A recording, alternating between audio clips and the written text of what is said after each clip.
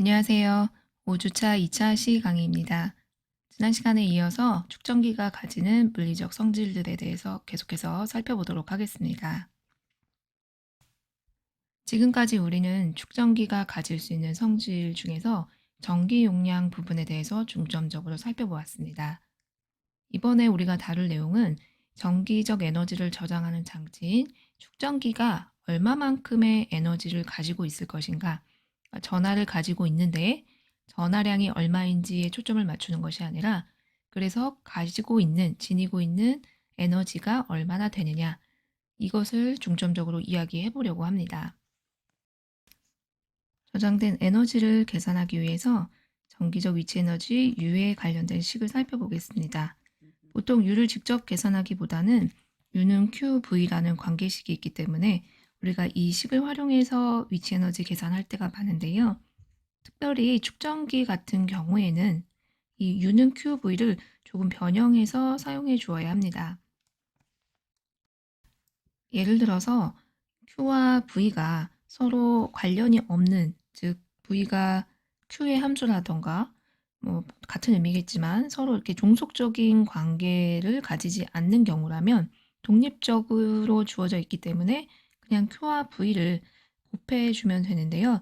무슨 말이냐면 우리가 축전기 같은 경우에는 Q는 CV라는 관계식이 있습니다. 즉 이 말은 Q 값이 어떤 값이냐에 따라서 V 값이 달라진다라는 말이 되는데요. 그래서 이 수식을 계산을 할 때 매 순간순간 Q 값이 변할 때 V 값이 따라서 변하는 형태가 되어지거든요. 간략하게 적으면 우리가 정확하게 적으면 이렇게 적어야 되는데, 그러니까 이런 식으로 Q가 어떤 값이냐에 따라서 V 값을 계속해서 다르게 표현을 해 주어야 합니다. 즉 이 수식은 이렇게 바뀌어져야 합니다. U는 Q를 미소 조각으로 만들어서 그 순간순간 Q에 따른 V를 각각 먼저 곱해준 다음에 한꺼번에 더해주는 형태로 변형이 돼 주어야 합니다. 그동안은 Q와 V가 서로 독립적인 함수였기 때문에 이렇게 계산을 한 적이 없었는데요. 이런 식을 사용해야 할 때는, 즉 U는 V, DQ를 적분해서 사용해야 할 때는 보통 V가 Q의 함수일 때, 이럴 때는 U는 QV라는 식을 적분의 형태로 바꾸어서 계산을 해 주어야 합니다. 대표적으로 축전기가 그 부분에 해당이 됩니다. 그럼 이 식을 이용해서 축전기의 전기적 위치 에너지를 계산을 해볼 텐데 V, dq 이렇게 두고 이때 V 값이 C분의 Q라는 Q의 함수이기 때문에 적분을 하는 거죠. 완충이 되었을 때 축전기는 0부터 하나씩 전하가 모여서 라지 Q까지 모인다 라고 가정을 하게 되면 축전기가 가질 수 있는 에너지는 2C분의 Q제곱 이렇게 됩니다. 또 변형을 해서 Q는 CV를 넣으면 2분의 1 CV제곱 이렇게 넣을 수도 있고 2분의 1 QV 이 식도 만족을 하겠습니다. 단위는 물론 전기적 위치 에너지니까 줄의 단위를 가지면 될 거고 여러분들이 기억을 하실 때 뭐 매번 이 식들을 유도를 해도 되지만 뭐 하나 정도는 편안한 식으로 기억을 해준 다음에 변형을 해주면 되겠죠. 다 자주 사용이 되기는 하는데 제일 많이 쓰는 걸 굳이 뽑자면 U는 2분의 1 CV제곱, 아무래도 이 식이 가장 많이 나오는 식이 되겠습니다. 이 식이 의미하는 바는 전기 용량이 C이고 양단의 전이차가 V인 축전기가 있을 때 이 축전기가 저장하고 있는 전기적 에너지는 2분의 1 CV제곱을 만족한다 라는 의미가 되겠습니다. 우리가 이 식 이외에도 축전기에서 에너지 밀도를 계산하는 경우도 있는데요. 예를 들어서 그림과 같은 축전기가 있다라고 가정을 해보겠습니다. 전하량은 Q로 충전되어 있고 그리고 양단의 전이차가 V라고 가정을 했을 때 이때 전이차가 있다라는 거는 이들 사이에 전기장이 존재한다라는 것과 같은 개념이 되겠죠. 자, 이런 상황일 때 우리가 이 축전기에 평행판 축전기에 에너지 밀도를 한번 계산해 보도록 하겠습니다. 에너지 밀도 식은 에너지에서부터 찾으려고 하는데요. 2분의 1C V제곱에서 찾아보도록 하겠습니다. 여기서 전기 용량 C는 축전기의 모양에 따라 나타낼 수 있는데 그 크기는 입실론 제로 D분의 A 이렇게 주어집니다. 그리고 V는 ED라는 식이 있기 때문에 우리가 전기장으로 이걸 표현해 보도록 하겠습니다. 이렇게 표현하는 이유는 에너지 밀도를 계산을 하기 위해서인데요. 밀도라는 것은 부피로 나눠주면 되는 값이기 때문에 부피, 즉 길이에 대한 개념이 이 수식안에 포함될 수 있도록 전기 용량과 전위를 변경해 주면 되겠습니다. 자, 그러면 여기서 D는 두 번 들어가니까 지워질 수 있을 거고 2분의 1 입실론 제로 AD 전기장의 제곱 이렇게 바꿀 수 있을 거고 여기서 이 면적 A 곱하기 D라는 이 부분은 바로 축전기의 부피에 해당이 되겠습니다. 그래서 전이랑 헷갈릴 수 있으니까 부피라고 표현을 해보고 이런 식으로 부피 부분을 꺼낼 수가 있습니다. 자, 그러면 에너지를 부피로 나누어서 에너지 밀도를 정리해 보면 축전기가 있을 때 이 축전기의 에너지 밀도는 2분의 1 입실론 제로 전기장의 제곱 이렇게 주어지는 것을 알 수 있게 되었습니다. 에너지 밀도는 전기장의 제곱에 비례를 하는데요. 여기서 말하는 전기장은 그림에 나와 있는 축전기 안에 두 판 사이의 전기장의 크기에 해당이 되겠습니다. 우리가 나중에 자기장을 배우게 되는데요. 이 자기장도 자기장을 저장하는 장치의 에너지 밀도를 계산할 수 있는데 그때 에너지 밀도의 그 식이 지금 우리가 배우는 축전기의 에너지 밀도의 식과 유사하게 나타날 겁니다.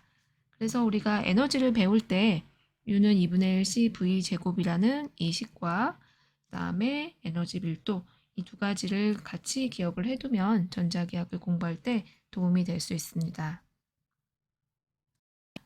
그러면 우리가 배운 정기적 위치 에너지, 축전기가 저장한 에너지를 가지고 문제를 하나 풀어보도록 하겠습니다. 이 문제는 전기 용량이 C1과 C2인 축전기를 연결을 할 건데 처음에 일단은 전이차가 델타 VI로 충전을 한 후에 즉 완전히 충전을 시킨 다음에 전지를 제거를 하도록 하겠습니다. 어떤 상황이냐면 제일 처음 그림에서 이렇게 두 개의 축전기가 있는데 이 축전기를 전이차 VI가 되도록 델타 VI를 연결을 해서 완전히 충전을 시킵니다. 자, 완전히 충전시킨 다음에 이제 전지를 제거를 하는 상황이 바로 왼쪽에 있는 그림 A가 되겠습니다.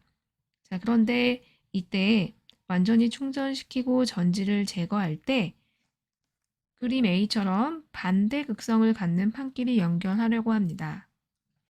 여기서 반대 극성을 갖는 판이라는 뜻은 보통의 경우 우리가 플러스로 충전된 판과 또 플러스로 충전된 판을 주로 연결을 하는데 이 문제에서는 플러스 쪽과 마이너스로 충전된 쪽을 연결하려고 합니다. 이걸 우리가 반대 극성을 갖는 판끼리 연결했다라고 표현해 주는 겁니다. 이렇게 반대 극성을 갖는 판끼리 연결을 하고 난 뒤에 그리고 나서 다시 그림 B와 같이 열려있던 스위치 S1, S2를 그림과 같이 닫아 보려고 합니다. 자, 그럼 스위치가 닫혀 있게 되면 전하의 이동이 생기게 될 텐데요. 우리가 이렇게 전하가 이동됨으로 인해서 생기는 변화를 전이차 에너지에 대해서 이야기를 해보려고 하는 것입니다. 우리가 계산의 편의상 전지를 제거하고 난 상황, 즉 그림 A를 처음의 상황이라고 하고 그리고 스위치를 닫았을 때를 나중 상황으로 보도록 하겠습니다. 자, 이때 우리가 비교할 것은 제일 먼저 전하량이 어떻게 변화됐는지를 이야기해 보려고 합니다. 나중 상황에서 두 개의 축전기에 저장된 전하는 Q1F와 Q2F를 더해주면 되겠죠. 이때 우리가 지금 더하고 있는 부분은 그림 B에서, 즉 나중 상황에서 왼쪽 부분을 생각한다라고 보시면 되겠습니다. 이 왼쪽 판의 양쪽에 있는 전화의 개수가 예를 들어서 위에가 하나고 밑에가 두 개다라고 그냥 가정을 해보면 총 개수가 3개가 되는 거니까 제가 지금 총 전화량이라고 말하는 건 한쪽 판의 축전기의 한쪽 부분의 전화량에 해당이 되겠습니다. 왜냐하면 어차피 반대쪽의 전화량은 똑같을 거니까 굳이 따로 계산을 할 필요가 없겠죠. 여기서 우리가 Q1F는 Q는 CV라는 식을 이용해서 또 한번 바꿔줄 수 있겠는데요. Q1F는 C1VF, VF는 나중 상황에서 양단의 전이차를 의미하고, 그리고 Q2F는 C2VF 이렇게 될 겁니다.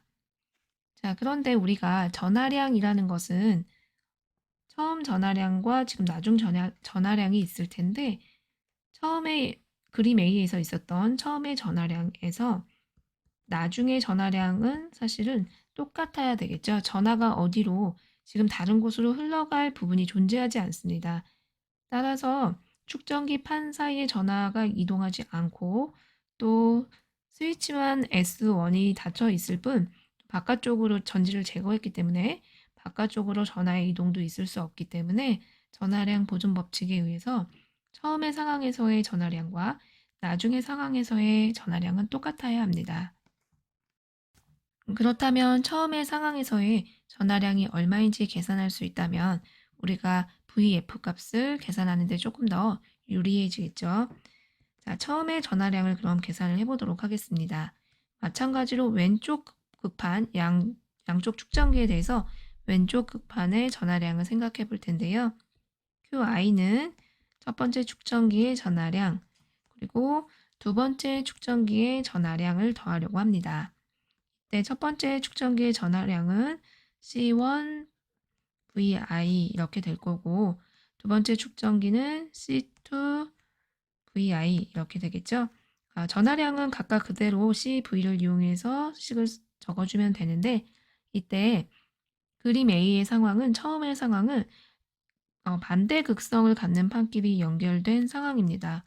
이럴 경우에 총 전하량은 서로가 상쇄가 될 테니까 전하량의 종류가 달라서 상쇄가 되니까 부호가 마이너스가 돼야 된다라는 부분을 주의해 주시면 되겠죠. 자, 이렇게 해서 우리가 두 가지 조건 QI와 QF가 같다는 것과 QI, QF를 각각 식으로 표현을 했으니까 이 식들로부터 VF를 계산을 해보려고 합니다. 정리해보면 C1-C2VI는 즉 QI는 C1 플러스 C2VF와 같다라는 것을 알 수가 있습니다. 우리가 계산하고자 하는 물리량은 나중에 전이차 VF이므로 VF는 C1 플러스 C2분의 C1 마이너스 C2VI 이렇게 주어집니다. C1과 C2 그리고 VI는 문제에서 주어진 물리량이므로 결과적으로 우리가 나중에 전이차 VF를 문제에서 주어진 물리량 등으로 표현을 할 수가 있게 되었습니다. 자, 그럼 이어서 B번 문제를 풀어볼 텐데요. B번 문제는 그림 A와 그림 B에 저장된 전체 에너지를 구한 다음에 이 두 에너지 사이의 비율을 한번 계산해 보려고 합니다. 즉, 처음의 에너지와 나중의 에너지를 계산을 해주면 되는데요. 먼저 처음의 에너지 UI는 두 개가 있었으니까 축전기가 2분의 1 C1 VI 제곱 그리고 2분의 1 C2 VI 제곱 이렇게 계산을 해주면 될 거고 또 나중 위치, 나중 상황에서의 에너지 값은 똑같이 2분의 1 C1 VF의 제곱 전이차는 달라졌죠. 스위치가 닫힘으로 인해서 전이차가 달라졌으니까 그 부분을 주의해서 이렇게 에너지를 계산해 주면 되겠습니다. 자, 에너지 비율을 계산을 하라고 했기 때문에 처음 에너지에 대한 나중 에너지 비율 이렇게 식을 적어보고 정리를 해볼 텐데요. 2분의 1 C1 플러스 C2 VI 제곱 VF 제곱이죠. 그럼 VF 제곱 다음에 분모는 2분의 1 C1 플러스 C2 VI 제곱 이렇게 되니까 결과적으로 VI 제곱분의 VF 제곱 이렇게 계산을 해주면 될 거고 우리가 여기서 VF의 제곱이 C1 플러스 C2분의 C1 마이너스 C2 VI가 된다라는 사실을 알고 있으니까 정리를 해보면 VI 제곱은 각각 지워질 테니까 남는 것은 C1 플러스 C2분의 C1 마이너스 C2의 제곱 이렇게 에너지의 비율을 계산할 수 있게 되었습니다. 이렇게 해서 우리가 축전기가 있을 때 축전기가 저장하고 있는 에너지와 관련된 문제도 풀어보았습니다. 이번에는 전기 용량 부분으로 다시 되돌아와서 지금까지 우리는 축전기가 있을 때 축전기의 모양이 달라짐으로 인해서 전기 용량이 어떻게 변화하고 또 축전기가 하나가 아니고 여러 개일 때 전기 용량은 어떻게 되는가를 살펴보았다면 지금부터는 이 두 개의 판이 있을 때 축전기 안에 두 개의 평행판이 있을 때 평행판 사이에 유전 물질을 넣어서 유전체가 있는 경우에 축전기는 전기 용량이 어떤 식으로 바뀌는가 이 부분을 중점적으로 이야기해 보도록 하겠습니다. 유전체가 있는 경우에 어떤 식으로 전기 용량이 변하는가를 이해하기 위해서 다음과 같은 실험을 해보려고 합니다. 먼저 유전체가 없는 경우에 평행판 축전기를 우리가 전원장치를 연결해서 완전히 충전을 시켰다라고 가정을 해보겠습니다. 이때 이 축전기의 전기 용량을 C0라고 했을 때 우리가 이 양단의 전이차는 V0라고 즉 V0에 전원 장치를 연결해서 완전히 충전시켰다라고 가정을 하면 되겠죠. 이때 전기 용량 C0, 전이차 V0의 전하량은 Q0가 되었다라고 했을 때 이때 두 도체판 사이의 전이차 그리고 나머지 물리량들 사이의 관계식은 V0는 C0분의 Q0가 되겠죠. Q는 CV 조건을 만족할 테니까 자, 이런 상황에서 우리가 이번에는 어떻게 할 거냐면 전원 장치를 그대로 제거를 하고 여기에다가 유전체를 집어 넣으려고 합니다. 자, 유전체를 넣을 건데 유전 물질을 이렇게 채워 넣었을 때 달라지는 값이 무엇인지 생각을 해봐야 되겠죠? 우선 더 이상 전원 장치가 존재하지 않으니까 전지를 사용한 다음에 우리가 제거를 한 상황입니다. 자, 그러면 전원 장치가 존재하지 않는 상황에서 상황이 바뀌었기 때문에 내가 보고자 하는 이 전지 장치, 즉 축전기에 그런 걸 소자라고 하는데 이 소자의 지금 상황이 바뀐 상황이니까 양단의 전이차가 똑같아야 될 이유는 없겠죠. 즉 V 값이 양단의 전이차를 V라고 했을 때 이 V 값은 달라져야 할 겁니다. 자, 그 다음에 전기 용량 역시 지금 유전 물질을 포함한 이 축전기의 전기 용량을 의미해야 되니까 당연히 달라진 값을 가질 겁니다. 자, 그렇지만 외부로 지금 연결된 선이 없는 상황에서 전하는 이동할 곳이 없겠죠. 전하가 흘러갈 수 있는 곳이 완전히 없다라고 가정을 할 거니까 전지를 제거했고 내가 전압계를 측정하더라도 그곳으로 전압계 쪽으로 전하가 흘러갈 수 없다 등의 가정을 할 것이므로 전하량은 일정한 상황을 살펴보려고 합니다.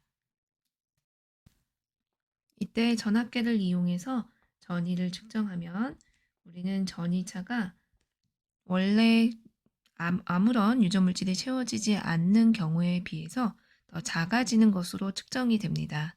물론 이 측정 값은 어떤 유전물질을 채웠느냐에 따라서 당연히 다르게 나타나겠죠. 근데 그 값은 우리가 비례상수로 이렇게 나타낼 수 있는 거고 다만 중요한 점은 이때 이 비례상수로 나타낸 이 kappa 값을 우리가 유전상수라고 부를 건데 이 유전상수 값은 1보다 큰 값을 가져서 항상 유전물질을 채웠을 때의 전이차가 유전물질을 채우지 않았을 때의 전이차보다는 작아지는 것으로 측정이 됩니다. 또 여기서 유전상수는 차원이 없는, 즉 단위가 왼쪽과 오른쪽이 다 볼트의 단위를 가져야 되니까 유전상수 값은 차원이 없는 물리량이 되겠습니다. 단위가 존재하지 않는다라고 보시면 되겠고, 자, 이런 값들을 이용해서 우리가 전기 용량 C, 즉 유전물질을 채웠을 때의 전기 용량 값이 어떻게 되는가 살펴보면, C는 V분의 Q인데 이때 Q는 Q0와 같은 값을 가집니다. 또한 V를 우리가 유전상수 그리고 V0를 이용해서 표현할 수 있을 텐데요. 이렇게 식을 바꿔주게 되면 다시 정리해서 유전상수 곱하기 V0분의 Q0 이렇게 바꿀 수도 있습니다. 또한 여기서 V0분의 Q0가 어떤 값인가를 보면 C0에 해당이 되겠죠? 유전물질이 채워지지 않았을 때의 전기 용량 값이 됩니다. 정리해서 마지막 결론식을 한 번 더 써보면 유전물질이 채워졌을 때의 전기 용량 값은 진공일 때의 전기 용량에서 유전 상수값을 곱해주면 되더라 라는 결론을 얻을 수 있고, 이 유전 상수는 어떤 유전 물질을 채웠느냐에 따라서 다른 값을 가지지만 1보다는 큰 값을 가져야 된다 라는 것이 핵심 내용이 되겠습니다. 이 유전 상수 값의 대표적인 게 이제 공기 같은 경우가 있는데요. 공기 같은 경우에는 일반적으로 공기 같은 유전 물질이 채워졌을 때 유전 상수 값은 1.00056 정도 작은 값을 가지고요. 종이는 조금 더 큰 값을 가지게 됩니다. 3.67 정도 되는 값을 가지고 이 밖에도 테플론 2.1 이런 식으로 1보다 큰 값을 가지게 되는데요. 1보다 큰 값을 곱해주기 때문에 유전 물질을 채웠을 때의 전기 용량은 진공일 때의 전기 용량보다 더 큰 값을 가지게 된다라고 기억을 해주면 되겠습니다. 전기 용량을 조금 더 이야기를 해보면 유전체가 있을 때 전기 용량식 값은 유전 상수 곱하기 진공에서의 전기 용량입니다. 자, 이때 C0 값은 입실론 제로 D분의 A 이렇게 표현될 수 있으니까 C 값은 만약에 유전물질이 있다면 카파 곱하기 입실론 제로 D분의 A 이렇게 표현될 수도 있을 겁니다. 또 에너지도 이야기를 해볼 수가 있을 텐데요. 우리가 앞선 상황과 똑같이 앞선 실험에 대한 이야기와 똑같이 먼저 전지를 연결을 해서 축전기의 전지를 연결해서 Q0로 충전을 시킵니다. Q0로 완전히 충전시킨 다음에 그 다음 전지를 제거하죠. 전지를 제거하고 난 다음에 유전체를 끼워 넣습니다.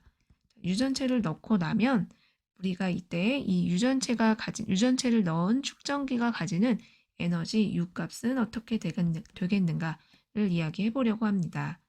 이때 아무것도 채우지 않았을 때의 에너지는 U0로 표현해 보겠습니다. 그러면 U0 값은 2C0분의 Q0 제곱 이렇게 될 텐데요. 그럼 U 값은 어떻게 되느냐 살펴보면 U는 다른 식도 있지만 이 2C분의 Q제곱 이걸 활용해 보겠습니다. 2C분의 Q제곱 이렇게 될 거고 완충 후 전지를 제거했기 때문에 Q 값은 원래 Q0 값과 동일한 값이 될 겁니다. 또 전기 용량 C 값도 우리가 C0를 이용해서 표현할 수 있었는데 유전상수 곱하기 C0 이렇게 나타내주면 되겠죠. 자, 이렇게 표현을 하고 나면 우리가 이 중에서 2 곱하기 C0분의 Q0 제곱이 U0와 같다라는 사실을 알 수 있으니까 남는 식은 유전상수분의 U0 이렇게 되는 것을 알 수 있습니다. 정리해서 써보면 유전체가 채워졌을 때의 에너지는 유전체가 채워지지 않았을 때의 에너지보다 이 카파값이 1보다 큰 값이기 때문에 유전상수 값은 1보다 크기 때문에 그 유전상수로 나누어졌다라는 말은 나중에 에너지, 즉 유전체가 채워졌을 때의 에너지가 진공에서의 에너지보다 더 작은 값을 가진다 라는 것을 알 수가 있겠습니다. 이렇게 유전체를 넣었을 때 에너지가 줄어드는 이유는 유전체를 이렇게 넣을 때 극판 사이에서 가속이 되게 됩니다. 유전 물질이.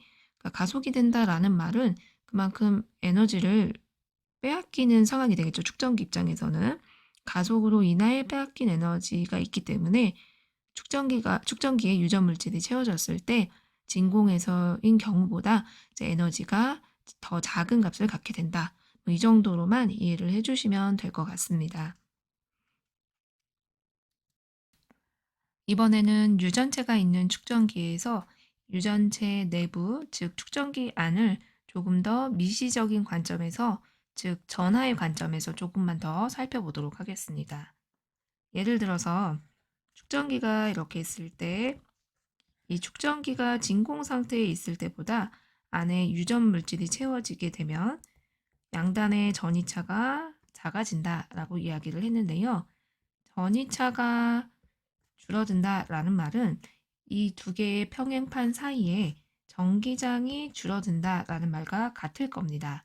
자, 그렇다면 왜 전기장이 줄어들 것인가? 유전체가 있을 때 전기장이 왜 유전체가 없을 때의 전기장보다 더 작아질 것이냐라는 것을 이해해 보려고 하는데요.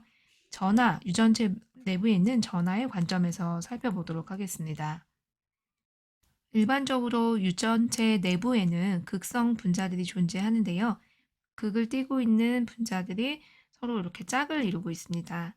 그림으로 나타내 본다라고 하면 이렇게 마이너스 플러스 두 개의 전하가 짝을 이루면서 이런 걸 극성 분자라고 하는데, 이런 극성 분자들이 임의로 이런 식으로 특별한 규칙 없이 이렇게 배열이 되어 있습니다. 그러니까 무작위로 배열이 되어 있다라고 생각을 해주면 되는데요.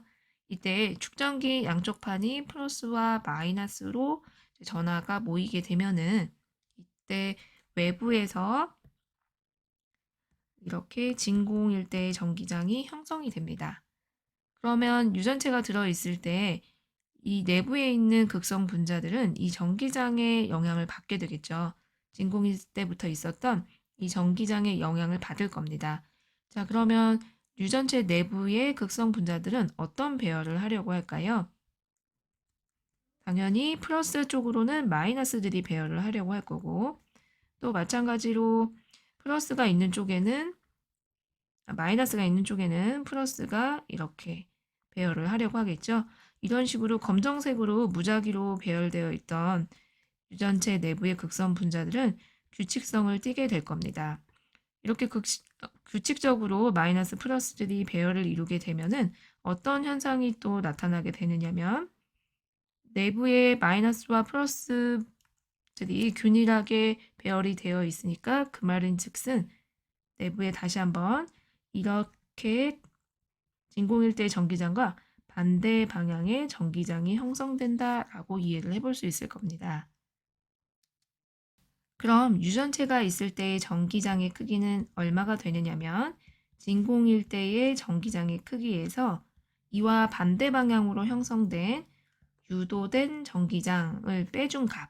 여기서 유도된 전기장이라는 이 인듀스라는 뜻은 마이너스 플러스 극성 분자들이 바깥쪽에 평행판에 있는 플러스 마이너스 판과 반대의 배열을 가지면서 전기장 역시 반대 방향으로 형성되었기 때문에 전체 전기장에 마이너스로 이 전기장이 붙는다라고 생각을 해주면 되겠죠. 진공일대에서 유전체가 들어가 있을 때의 유전체 내부에 형성된 전기장을 빼주면 전체 전기장을 얻을 수 있다라는 것이 우리가 이 그림을 통해서도 찾아볼 수 있고, 사실 전이가 줄어든다, 실험을 했을 때 전이가 줄어든다 이 말은 안에 전기장이 줄어들었다라는 말과도 같겠죠. 또 우리가 지금 그림에서 본 것처럼 내부의 전하들을 분석해 보면 실제로 전체 전기장은 진공일대의 전기장보다 작은 값을 가지게 됩니다. 바로 유도된 전기장이 있기 때문이겠죠.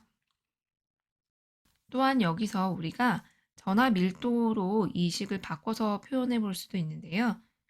도체판의 평행판에 축전기의 평행판의 표면 전하 밀도가 시그마 마이너스 시그마라고 가정을 해보겠습니다. 이때 우리는 전기장의 크기가 어떤 식으로 주어진다라는 것을 알고 있냐면 평행판 주위의 전기장은 입실론 제로분의 시그마의 형태로 주어진다라고 알고 있습니다.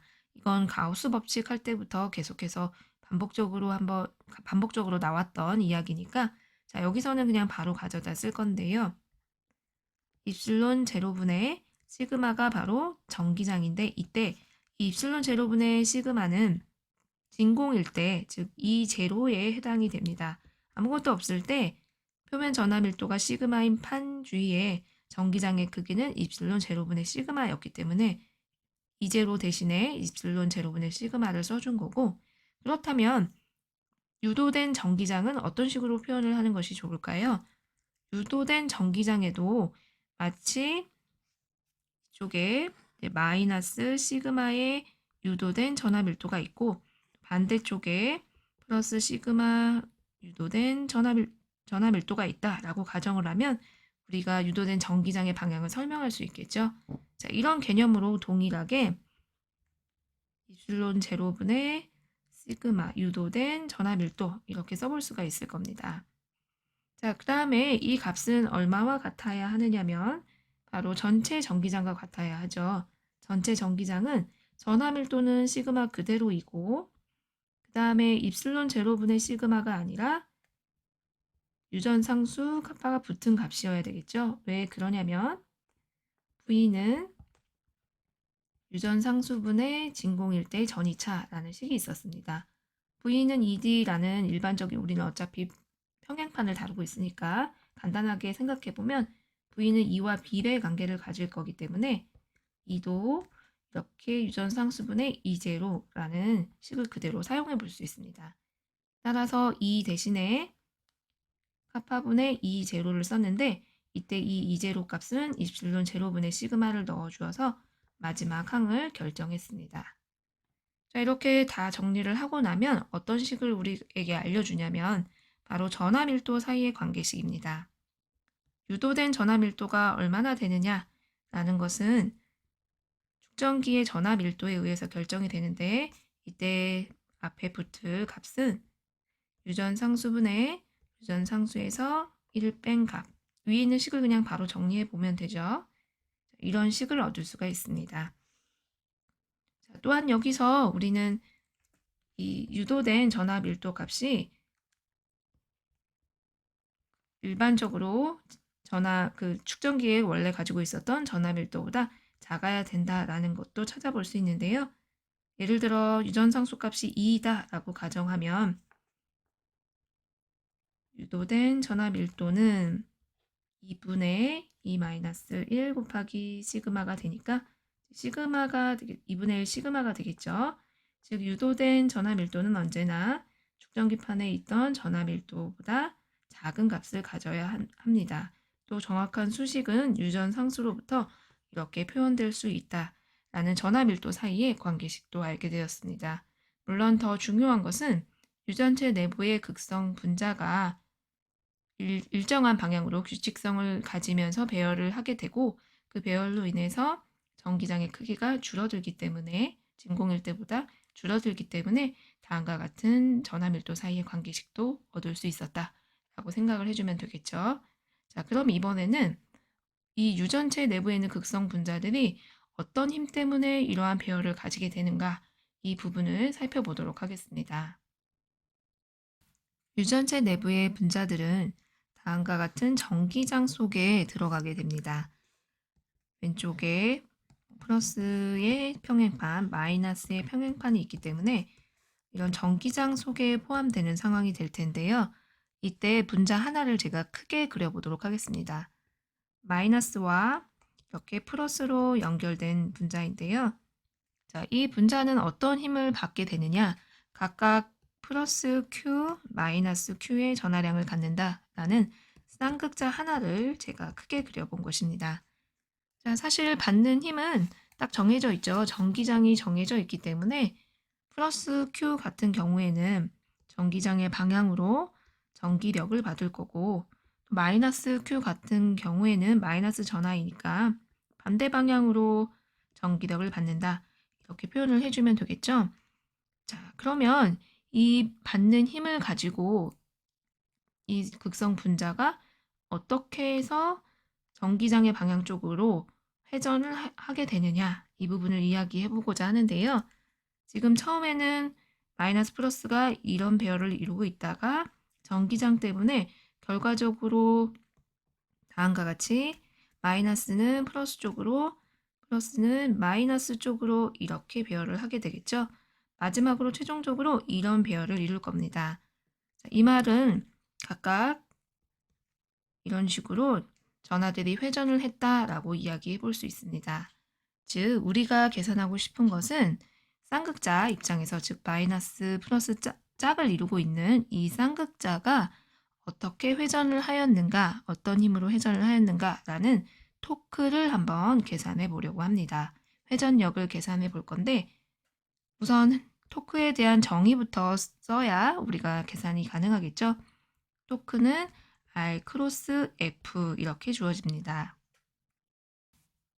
여기서 모멘트 8에 해당되는 R 값이 필요한데, 우리 보통 쌍극자 양쪽 그 전하들 사이의 길이를 2a로 둬도 되고, 뭐 그냥 하나의 d로 둬도 되는데, 이거는 어떤 식으로 두느냐는 사실 뭐 딱 정해져 있는 것은 아니지만, 제가 절반에 해당되는 것을 a로 두어서 쌍극자 전체의 길이를 2a라고 가정을 해보겠습니다. 자, 그러면 토크의 크기를 계산해 볼 텐데, 토크의 크기는 RF sin 세타 이렇게 주어질 거고, 저는 쌍극자가 받는 R자 토크를 계산할 거여서 R자 토크는 플러스 전하가 받는 토크, 마이너스 전하가 받는 토크, 이렇게 두 개를 모두 계산해 주면 되겠습니다. 플러스 전하가 받는 토크는 그럼 어떻게 되느냐면, R의 크기가 중심이 이제 정 가운데에 있기 때문에 A가 될 거고, F는 전기력이죠. 전기력은 Q 곱하기 이 Q2니까 우리는 이미 전기장이 있는 곳에 집어넣은 거라서 전기장을 알고 있다라고 가정을 할 거기 때문에 F는 Q2로 바꿔주면 되고, 그리고 사인 세타 이렇게 써주면 되겠습니다. 이때 토크의 방향은 이 쌍극자 입장에서 지금 동일한 토크의 방향을 받는 거죠. 플러스 전하나 마이너스 전하나 회전하려고 하는 방향성이 같습니다. 굳이 제가 뭐 오른손 법칙을 써서 토크의 방향을 따지지 않더라도 이 둘은 같은 방향성을 가지게 되는데요. 그래도 오랜만에 토크가 나왔으니까 플러스 전하에 대한 것만 방향성을 굳이 계산을 해본다라고 하면, 오른쪽에 제가 그림을 따로 다시 띄워보면 중심이 있고 A라고 표시된 부분, 즉 R에 해당되는 부분이 있습니다. 여기 플러스 전하가 있는 거고, 이 플러스 전하는 전기력을 이렇게 받는 거겠죠. 자, 이때 둘 사이의 토크의 방향은 오른손 법칙을 써서 계산을 해주면, 그러니까 오른손 법칙으로 R에서 F 방향으로 4개의 손가락을 감싸주시면 엄지손가락이 향하는 방향은 화면 안으로 들어가는 방향이 되겠죠. 자, 이 화면 안으로 들어가는 방향을 그냥 제가 플러스로 두었다라고 가정을 해보고, 마이너스 전하도 생각을 해보면 R의 크기는 똑같이 A고 전하량의 크기가 똑같으니까 Q2, 그리고 각도 같으니까 사인 세타 이렇게 표현해주면 되겠습니다. 역시 마이너스 전하일 때도 화면 안으로 들어가는 토크의 방향을 가지게 됩니다. 둘은 방향이 같기 때문에 EAQ, E 사인 세타 이렇게 정리될 수 있습니다. 여기서 우리가 배웠던 쌍극자 모멘트라는 값을 다시 한번 떠올려 보면, 쌍극자 모멘트 P라는 값은 EAQ, 즉 둘 사이의 거리 곱하기 각각의 전하량 이렇게 두기도 하고, 전체 길이를 그냥 내가 하나의 D라는 뭐 기호 하나로 잡았다 그러면 그냥 DQ, 이게 쌍극자의 정의가 되겠습니다. 보통 마이너스 Q 플러스 Q가 짝을 이루고 있고 거리가 D인 경우 쌍극자는 DQ, 또는 절반만 잡았을 경우에는 EAQ 이렇게 써주시면 되겠습니다. 또 쌍극자 모멘트의 방향은 마이너스 전하에서 플러스 전하의 방향이었죠. 이거는 약속입니다. 쌍극자 모멘트의 정의이기 때문에 우리가 마이너스에서 플러스 쪽 방향을 쌍극자 모멘트의 방향으로 합시다. 이렇게 정의를 내렸었습니다. 자, 이걸 이용해서 토크식을 다시 한번 표현해 보면 EAQ라는 항은 쌍극자의 성질을 나타내는 부분인데 이 값이 곧 쌍극자 모멘트이기 때문에 P 곱하기 2 곱하기 사인 세타 이렇게 바꿔줄 수 있겠습니다. 이걸 조금 더 확장해서 이야기를 해보면 우리가 토크 값은 왼쪽에 쓰겠습니다. 알자 토크 값은 쌍극자 모멘트도 사실은 벡터량이기 때문에 쌍극자 모멘트의 벡터와 전기장 벡터를 이렇게 외적을 한 게 사인 세타이죠. 이 둘을 외적한 결과로 얻어질 수 있다라는 것을 확인할 수 있습니다. 토크뿐만 아니라 에너지도 계산해 볼 수 있는데요. 에너지는 어떻게 계산을 했었냐면 우리가 에너지라는 값은 역학에서 주로 제일 많이 사용하는 게 힘 곱하기 거리 부분인데요. 이걸 토크니까 토크는 회전력이죠. 움직이는 변이가 각도로 바꿔서 표현을 해주면 되고 세타 i부터 세타 f까지 이렇게 적분을 해주시면 되겠습니다. 여기서 토크 값은 P2 사인 세타로 주어졌으니까 P 사인 세타 D 세타를 해주시면 되는데요. 사인 세타를 적분하면 코사인 세타이니까 P2 마이너스 코사인 세타를 세타 i부터 세타 f까지 이렇게 넣어주시면 되겠습니다.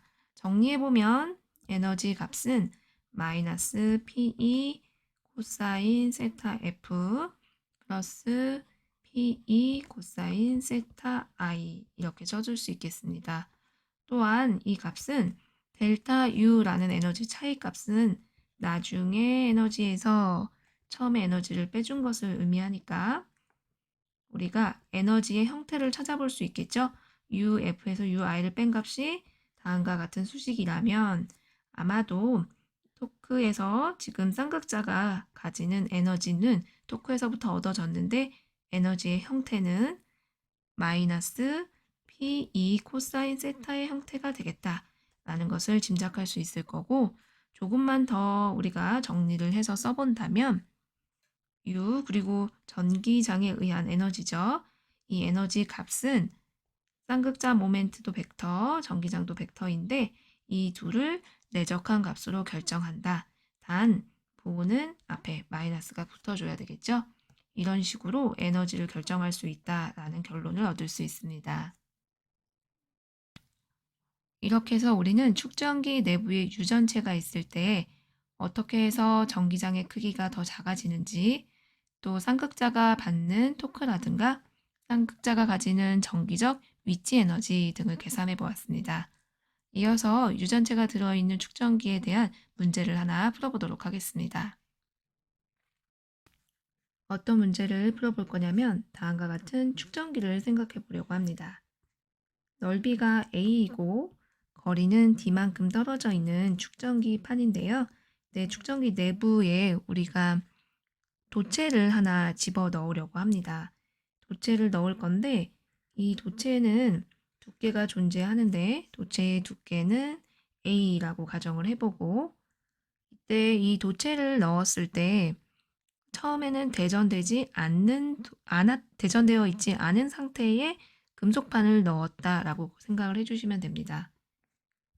그리고 축전기의 양쪽 판에는 이렇게 플러스와 마이너스로 대전되어 있었다라고 가정을 해보겠습니다.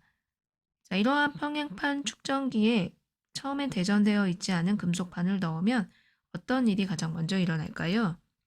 우선 대전되어 있지 않았었지만 양쪽 축전기 판의 전하들에 의해서 다음과 같이 마이너스와 플러스로 금속판에 전하들이 대전이 될 겁니다.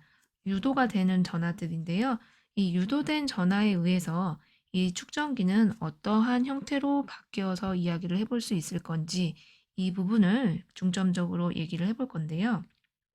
금속판이니까 금속판 내부에는 전기장이 존재하지 않죠.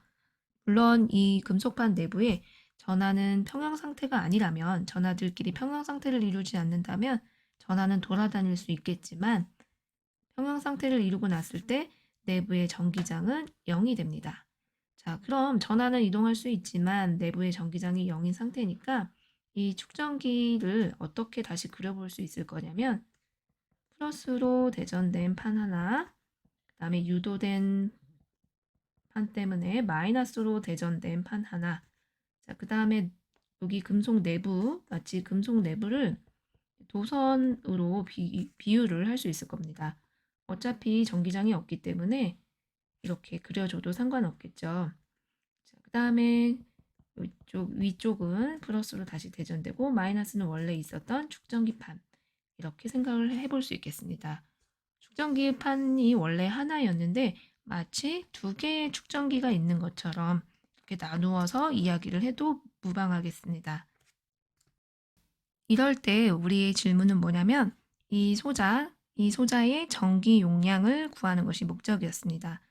첫 번째 축전기의 전기 용량을 계산해 볼 건데 우리가 그림 A에서 축전기 전체 전기 용량을 계산하는 것은 어렵지만 그림 B에서의 전체 전기 용량을 쉽게 계산이 가능할 겁니다. 전기 용량을 C라고 했을 때 마치 두 개의 축전기가 있는 것처럼 분석을 해주면 되겠죠. 또 이들은 직렬로 연결된 것처럼 보입니다. 따라서 합성 전기 용량은 등가 전기 용량은 C분의 1은 C1분의 1 플러스 C2분의 1 이렇게 계산을 해주면 되겠는데요. 여기서 우리가 조금 더 분석을 하기 위해서 거리 D, A 등을 이용해서 좀 더 표현을 해보면 전기 용량은 입실론 제로 D분의 A 이렇게 주어지는데 A는 그대로 두고 D가 아니라 이제 한쪽 판의 두께가 얼마가 된지 계산을 해줘야 되겠죠? 이 부분은 D에서 A만큼 뺀 다음에 절반에 해당이 될 겁니다. 도선으로 표현된 중간 부분이 굉장히 작다라고 가정을 해주면 되는데요. 그러면 2분의 D-A가 축전기 하나의 양쪽 판의 거리가 되겠습니다. 원래는 D였던 거리가 이렇게 바뀐 형태가 되겠죠? 자, C1과 C2가 있는데 또 C1, C2는 동일한 값을 가지죠. 한 번 더 써보면 입실론 제로 그리고 거리분의 A를 쓸 건데 거리에 2분의 D-A를 표현해 주시면 되겠습니다. 정리해보면 전체 등가 전기 용량 C 값은 D-A분의 스몰 a분의 입실론 제로 면적 라지 A 이렇게 주어진다라는 결론을 얻을 수 있습니다. 한 가지를 더 생각해 보면 만약 처음에 집어넣었던 금속판의 두께가 스몰 a 값을 가지는 것이 아니라 조금 얇은 금속판을 넣었더라면 또 극단적으로 이야기를 해서 아예 이 금속판이 거의 두께가 0인 경우였다면 전기 용량 값이 어떻게 바뀔 것인가 이 부분을 공부해 보려고 하는데요. A가 스몰 a 값이 거의 0이었다면 전기 용량 C는 리미트 A를 0으로 보내면 되겠죠. 그러면 D-A분의 입실론 제로 곱하기 면적은 D가 훨씬 더 크니까 스몰 a보다 분모 값에서 스몰 a를 지워주고 D분의 입실론 제로 라지 A 이렇게 나타낼 수 있습니다. 즉 무슨 말이냐면 원래 금속판을 넣지 않았을 때와 다름없는 값을 가지더라. 이게 원래 진공에서의 전기 용량 값이니까 그러니까 금속판을 하나 넣더라도 얇은 금속판을 넣으면 원래 전기 용량에 아무런 영향을 주지 않는다라는 것을 알 수가 있겠습니다. 우리가 이걸 활용해서 축전기 문제를 풀거나 실험을 할 때 얇은 금속판을 넣어서 전기 용량을 변화시키지 않으면서 무언가 다른 효과들을 보기 위해서 이런 현상을 선택하기도 합니다. 자, 우리는 이 얇은 금속판을 넣었을 때 전기 용량이 변하지 않는 조건으로부터 또 새로운 문제를 하나 풀어보도록 하겠습니다. 이번에 풀어볼 평행판 축전기 문제는 그림처럼 두 개의 도체판이 있는데 이 두 도체판이 거리 D만큼 떨어져 있다라고 가정을 해보고 여기서 축전기 안에 유전체를 집어넣을 건데요. 이때 유전체가 모든 부분에 다 집어넣는 것이 아니라 그림처럼 이렇게 빗금친 부분에만 유전체를 집어넣었다라고 가정을 해보려고 합니다. 이 유전체의 유전 상수값은 합하다라고 가정을 해보고 이때 두께는 전체 D만큼이 아니라 D의 F배가 되는 일부분만 유전체로 채워 넣으려고 합니다. 이렇게 일부분만 채워 넣었을 때 축전기의 전기 용량 값은 어떤 식으로 변화할 것인가 이 부분에 대해서 이야기를 해보려고 합니다. 이 문제를 풀 때 우리는 유전체가 있는 부분과 진공인 부분 사이에 금속판을 하나 채워 넣으려고 합니다. 얇은 금속판을 넣어도 전체 전기 용량에는 아무런 영향을 주지 않기 때문에 넣어도 아무런 상관이 없겠죠. 대신 금속판을 넣게 되면 우리는 위에 축전기를 이렇게 두 개로 나누어서 생각을 해볼 수 있습니다. 유전체가 채워진 부분과 진공인 부분의 축전기로 나누어서 마치 두 개의 축전기가 전기장이 여긴 도선으로 그냥 연결된 상황으로 바꾸어서 이야기를 해볼 수 있게 됩니다. 이때 유전체가 채워진 부분의 두께는 똑같이 FD일 거고 아래 진공인 부분은 D에서 FD를 빼준 값이니까 1-FD 이렇게 될 겁니다. 그러면 우리가 계산하고자 하는 전기 용량을 C라고 했을 때 이 C 값은 C1과 C2의 직렬 연결로 해결을 해볼 수 있을 겁니다. 이때 C1은 유전체가 채워진 부분, C2는 진공 이렇게 가정을 해보겠습니다. 자, 그럼 C1 값은 얼마가 되느냐 먼저 써볼 건데요. C1은 유전 상수 곱하기 입실론 제로 D분의 A인데 D가 FD이니까 FD분의 A 이렇게 두면 될 거고 C2 값은 역시 진공이니까 유전 상수만 빼고 입실론 제로 곱하기 두께의 해당이 되겠죠. 1-FD분의 A 이렇게 표현을 해주면 되겠네요. 이 식을 각각 C1과 C2를 등가 전기 용량 계산하는 식에 집어넣어 주시면 되겠죠. 자, 집어넣어서 정리를 해보면 전체 전기 용량 값은 F 플러스 1-F 분의 유전상수 곱하기 진공에서의 전기 용량 이렇게 정리가 됩니다. 만약 나온 결과에서 우리가 F가 아예 0이다 라고 가정을 해볼까요? 즉 유전 물질이 아예 없다 라고 생각을 해보면 C값은 얼마가 나와야 될까요? 진공 상태니까 그냥 C0가 나와야 되겠죠? 실제 F에다 0을 집어넣어 보면 그대로 C는 C0가 나오는 것을 확인할 수 있습니다. 또 이번에는 F에 1을 집어넣어 볼까요? F가 만약 1이라면 이건 어떤 과정이죠? 전체가 유전 물질로 채워진 상황이 되겠죠?